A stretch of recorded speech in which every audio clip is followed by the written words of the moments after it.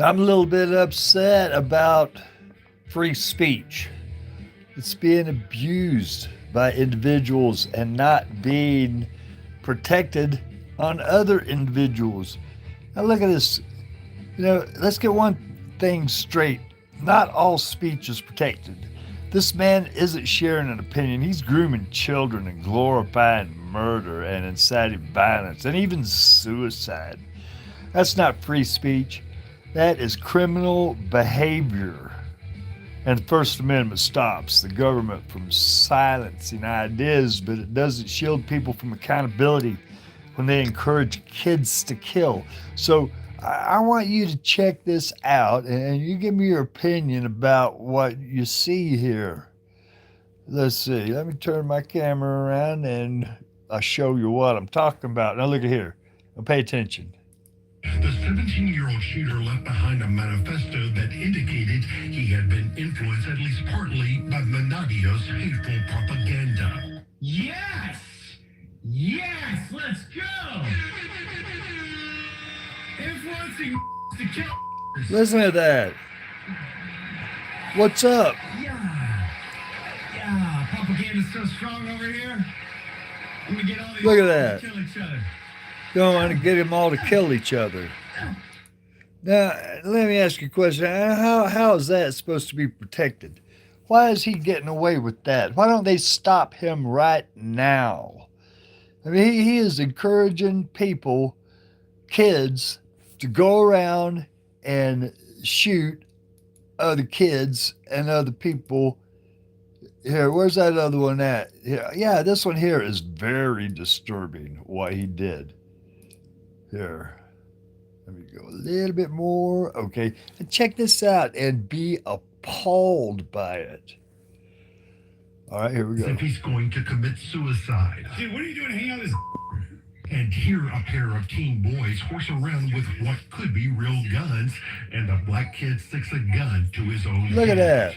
I mean, that kid in there holds a gun to his own head, and then his friend holds a gun to his head. Yeah, And Manadio doesn't know whether those are real guns or toy guns. yeah. And he's saying, pull the trigger. Pull the trigger. Look at that. This one, ready? 1, 2, 3. That is sickening. That is disgusting.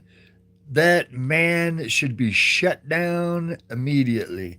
The free speech is not absolute.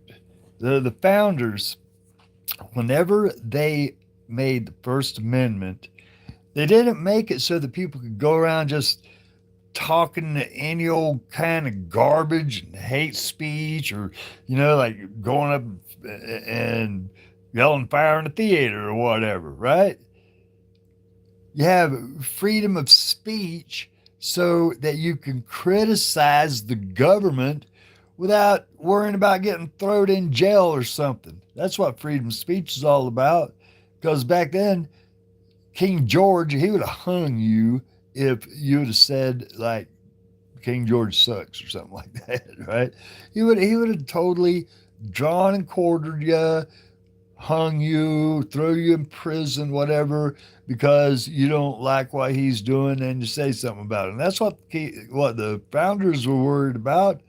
They wanted people to be able to speak freely and to assemble so that they could talk about issues and stuff.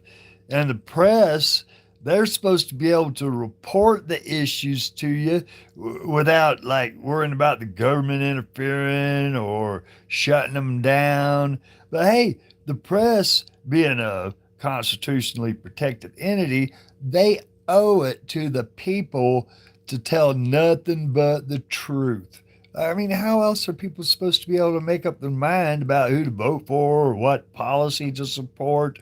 Back in the day, whenever the founders were, creating this nation, all we had was word of mouth and newspapers. That's all. We didn't have the internet, of course, or nothing. So that everybody relied on other people not to be lying to them, and they relied on the press to tell them the truth. But now what do we got? We got the press spinning everything every which way to Sunday, and we have to really dig hard to find out what the actual truth is. That's uncool. I mean, what happened with Fox News? They got fined, what was it, three-quarters of $1 billion or something? Any news agency that just purposefully and commonly lies and distorts the truth, they need to be shut down because they're violating all of our First Amendment rights. Because how are we supposed to redress the government for issues or anything? Like we don't like something the government's saying. How are we supposed to know unless we have the truth? Now look at this other fella here. Now, this here ought to irritate you, and I hope it does. Now, watch here. They are not going to stop firing people anytime soon. And this shit is illegal, y'all. They are cleansing the government of anyone who doesn't agree with them. All because some Republican cuck was scared of a TikTok? Hello, W. Right. See that guy right there? He's worked in Texas in the government. And he got fired because he was like encouraging people to go to the No King's Day protest on TikTok. And they found out about that free speech he was doing, and they fired him. That is totally a violation of his First Amendment rights. He needs to sue the government of Texas. The Department of Justice should go in there. Thank you, Stacy. You look like an ancient Chinese emperor. Well, if that's a compliment, I appreciate it. But no, I don't. I would never want to be an emperor. I don't want to be no king or nothing like that. Golly, what a pain in the butt. But yeah, the First Amendment, brothers and sisters, it's under attack big time. You got people scared to speak up. You got people scared to say what's on their mind because they're afraid that they're going to lose their job or something like that. And it is ridiculous. So you keep on speaking freely. Don't be inciting violence or anything like that because that ain't protected. I'll tell you something else. Like Trump, him saying that he wants to be king, or Don Jr., he said he was like a prince. I heard him say that. To me, that ain't protected speech.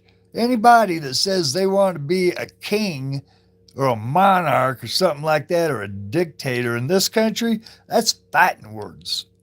I mean, if they really mean it, that's damn fighting words. Because I don't know about you, but if anybody come around and to me and said, "Hey, look, buddy, I'm your king, and if you don't like it, I'm going to hurt you," I mean, that would be fighting words. So the president of the United States is, I mean, if he wants to be king or something like that, that's fighting words. I mean, he was with that Chinese dictator, speaking of Chinese emperors and stuff. I heard him one day, he was with that Chinese emperor or dictator, and the Chinese dictator, he got voted in for like president for life. And Trump was like, "Oh, yeah, that sounds like a good idea. Maybe we ought to try that over here." Are you kidding? In America? I mean, that's stupid. Now, it wasn't Mayo, it was somebody else, but I know who you're talking about. And another thing, too, I got to mention this, too, about the line and stuff about ideology. Listen to this knucklehead in Congress. Now, listen up. Mr. Speaker, socialism has left a long trail of suffering across the globe. Wherever it has taken root, it has brought economic collapse, political oppression, and the deterioration of freedom. Despite this record, we're seeing a troubling rise in socialist rhetoric here at home, especially among younger Americans and in major cities like New York City, where these ideas are becoming increasingly mainstream. At the same time, support for the free market principles that built our nation has declined. This shift endangers the core values handed down by our founding fathers: liberty, personal responsibility, and limited government. All right, now, that guy, he is mixing political ideology with an economic system. Socialism, it doesn't have nothing to do with political ideology. It has everything to do with workers' rights, economy, stuff like that. Go read Das Kapital if you want a dry, boring read. because all it is all about economy. He says socialism failed over in Russia, or it failed in China, or wherever. Well, because socialism never got instituted. And they talk about the Nazi Party, the Socialist blah, blah party. They were not socialists. They were fascists. See? So whenever anybody tells you about, socialism, it's going to ruin democracy or ruin free markets and stuff like that, tell them to step off, because you can't have socialism without democracy. If democracy ain't there, socialism ain't there. So you tell these people to step up and stop telling you all that post-World War II anti-Soviet propaganda, because I believe in socialism. I like socialism. I've read works of Marx, and there's a lot of good stuff in there. But what they're worried about is like the bottom line, because if you have socialist policies along with capitalist policies, you're going to have workers treated fairly. They're going to get a proper wage. They're not going to be treated like dirt. But that's what these guys are afraid of. They are afraid that if they start having to treat workers right, they're going to have to pay them more. And that money, instead of putting it in the corporation pocket, they're going to put it in the worker's pocket. So don't let them fool you about socialism. Go read a book. They need to go stop lying and everything. So that's what I got for you today. Free speech being under attack, and people that guy right there talking about socialism like the way he was doing, that is an attack on free speech, because he'd rather not anybody say anything about it, right? So anyway, that's what I got for you, folks. Hope you have a great day. Go look at the Release the Epstein Files video I made. It's a long one. That was a 7-hour live stream. About a couple hours in the beginning is like all digital apostate music. So I appreciated you listening to that and giving me the big old thumbs up and stuff.